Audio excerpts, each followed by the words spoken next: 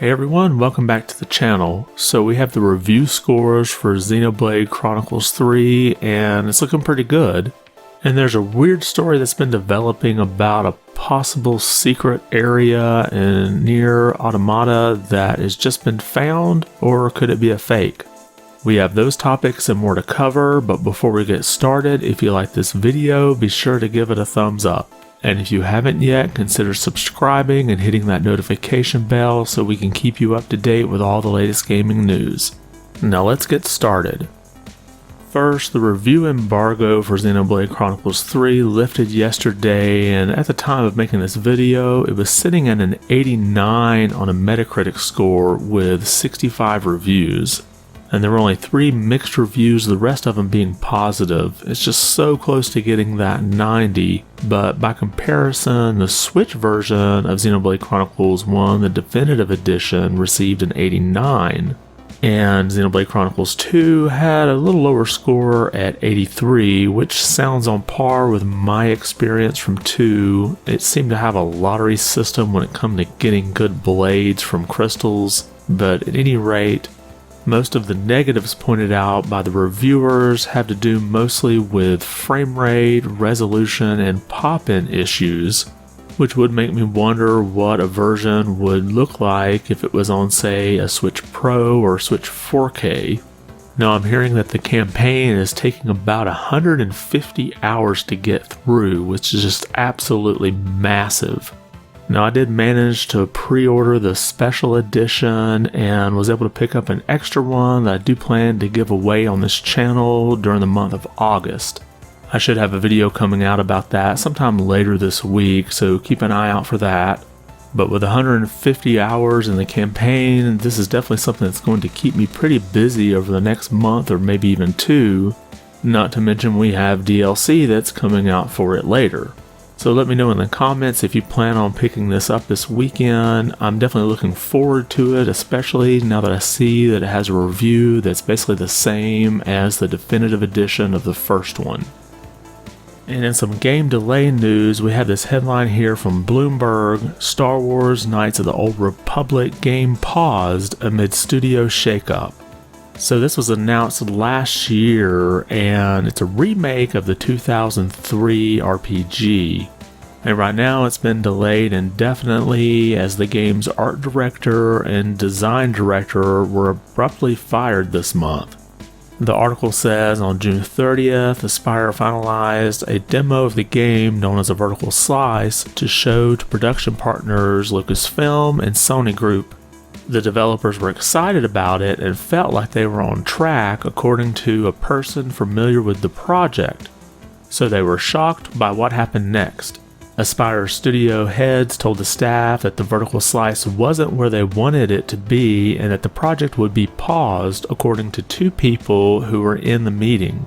One person familiar with the discussion suggested that a disproportionate amount of time and money had gone into the demo and that the project's current course wasn't sustainable. Another point of contention may be the timeline. At the outset of development, Aspyr told staff and its partners it would release the game by the end of 2022, according to 2 people familiar with the production. Developers said a more realistic target now would be 2025. And right now, the fate of this game is pretty much unclear. See, back in May, Embracer announced that Saber Interactive was going to also join the project. So some in Aspyr believe now that Saber will pretty much take the whole thing over. If that happens, it pretty much could be starting back from scratch. Now, I did enjoy Knights of the Old Republic when it came out, and I just recently picked up the Switch version of it. But if the game does continue forward, it's really going to have to be top-notch in order to beat out the original. This next story comes to us from VGC, and I'll just start off with the headline here. A Nier Automata player claims they've discovered a secret area 5 years after release, but the community can't replicate the discovery, fueling the mystery. Now, this whole saga began about a month ago when a Reddit user asked members on the Nier Automata Reddit why they were able to access the church when their friend couldn't. This met with a lot of confusion because people were like, there's not a church area in this game. So then the user posted a video which appears to show them going through an inaccessible door and down through a white corridor. This area has never been discovered by another player. And then some people started noticing this area matched images from cut content of the game that was released in 2018. Now the modding community in this game is very simple, and it seems to be beyond what anybody can do with current modding capabilities. So many people started wondering, is this a hoax? Is this real? And no one seems to be able to duplicate it. But then to throw a little more fuel on the fire, you have the series producer Yusoko Sato commenting on this, basically saying eternal mystery. And this is in response from a Twitter user who someone randomly posted a video on the Nier Automata subreddit showing they found a secret room in the copied city. So far, no one else has worked out how they managed to make this secret door appear. Literally one person on Earth has access to this room, and we are utterly mind blown. And then some people speculated that this was a PR stunt because later the series producer released a tweet that said, "First of all, please calm down and make a reservation here," and then linked to the announcement for the Switch version of this game. So I can't blame him if he was just capitalizing on this viral news story. And I think we'll eventually find out what this is all about, whether it's a hoax or whether it's real. But for now, just enjoy the mystery. And we have a slight update to the Nintendo Switch Online app. We have this article here from Nintendo Everything, Nintendo Switch Online app update out now, version 2.2.0 patch notes. And I'm not even sure the last time I went into the app, it seems like the only thing that was useful in it was the voice chat feature. But we'll take a look at the patch notes here. You can now send friend requests using your friend code. Accepting a friend request requires a Nintendo Switch console. So you can send a request, you just can't accept it from the app.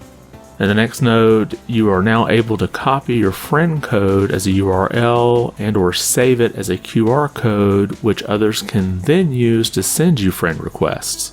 And then other minor changes have also been implemented, as well as system requirements have been updated for iOS 14.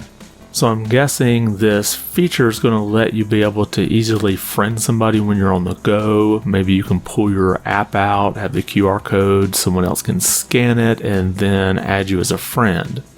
You just won't be able to accept that request until you get back to your Switch. So I think this is at least a little bit of a step in the right direction, but Nintendo, you really need to do a whole lot more with this app. And over at blog.playstation.com, we got some updated information about the PlayStation VR2.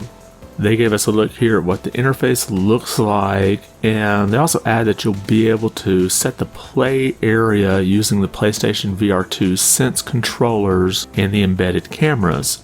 And the cameras are going to let you be able to scan an area, and then you'll be able to expand that area out a bit further using the PlayStation VR2 Sense controllers. Now, if you're in there playing a game and you get close to one of the boundaries that you've set up, you'll receive a warning that you're closely approaching the play area boundary. This could be useful to keep you from maybe knocking over a lamp on a table or something. And another interesting feature with the cameras on the front of the VR unit, you'll be able just to go through like a look-through mode and see what's around you without having to take the headset off. This did make some people wonder if we could eventually see some type of augmented reality game coming to the system. They also added a broadcast feature which will allow you to film yourself while playing by connecting a PlayStation 5 HD camera to the console. Now they outlined two different modes that PlayStation VR2 will operate in. You have VR mode where players can enjoy VR game content, and then you'll have cinematic mode where players can view the PlayStation 5 system and UI and all non-VR game media content on a virtual cinema screen. Now we still don't have a launch date or a price yet for this. Now I'm expecting this to cost as much as a PS5, if not more. But if you're big into VR, this looks like this is shaping up to be a pretty good product for what it does. And there's already been several big titles announced for this. But let me know what you think. Is this something you're interested in, or will it mostly depend on what the price is? And that's all we have for today. Did anything we cover catch your attention? Do you plan on picking up Xenoblade Chronicles 3, and have you played the other games in this series? And do you think the secret area in Nier Automata is a hoax, or do you think it's legit? Drop a comment about those topics or anything else we covered today. I want to thank you for watching, and be good.